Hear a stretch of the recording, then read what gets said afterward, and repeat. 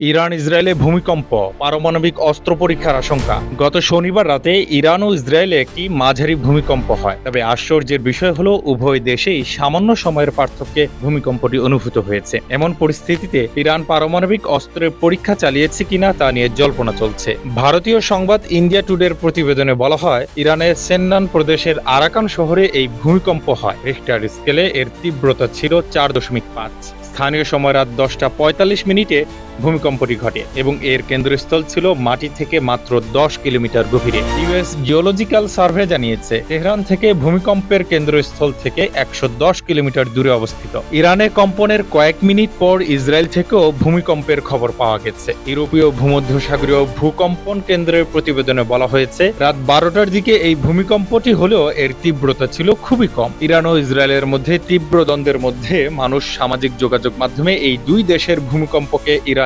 পারমাণবিক অস্ত্র পরীক্ষার সঙ্গে যুক্ত করতে শুরু করেছে। অনেকে আশঙ্কা করছেন, এটি ভূমিকম্প নয়, বরং ইরান ভূগর্ভস্থ পারমাণবিক অস্ত্র পরীক্ষা চালিয়েছে, যার কারণে উভয় দেশেই কম্পন অনুভূত হয়েছে। একটি প্রতিবেদনে দাবি করা হয়েছে যে ইরানে ভূমিকম্পটি পারমাণবিক বিদ্যুৎ কেন্দ্রের খুব কাছে ঘটেছে, তাই ভূমিকম্পন নাকি পারমাণবিক অস্ত্রের পরীক্ষার কারণে কম্পন, এ নিয়ে শুরু হয়েছে জোর জল্পনা। আরেকটি প্রতিবেদনে দাবি করা হয়, ইরানের ভূমিকম্পটি ভূগর্ভস্থ পারমাণবিক অস্ত্রের পরীক্ষা হতে পারে, কারণ এর কেন্দ্রটি মাটি থেকে মাত্র 10 কিলোমিটার গভীরে ছিল। এমন পরিস্থিতিতে ইরানের পরমাণু পরীক্ষা নিয়ে জল্পনা আরো ঘনীভূত হয়েছে। মধ্যপ্রাচ্যের দুই দেশের মধ্যে অচলাবস্থার মধ্যেই ইরান ও ইসরায়েলে এই ভূমিকম্প হয়েছে। লেবাননের সশস্ত্র গোষ্ঠী হিজবুল্লাহ নেতা হাসান নাসরুল্লাহ এবং হামাস নেতা ইসমাইল হানিয়াকে হত্যার পর ইরান গত 1 অক্টোবর ইসরায়েলে প্রায় 400টি মিসাইল নিক্ষেপ করে। ইরানের হামলার পর ইসরায়েল কঠোর প্রতিশোধের হুঁশিয়ারি দিয়েছে।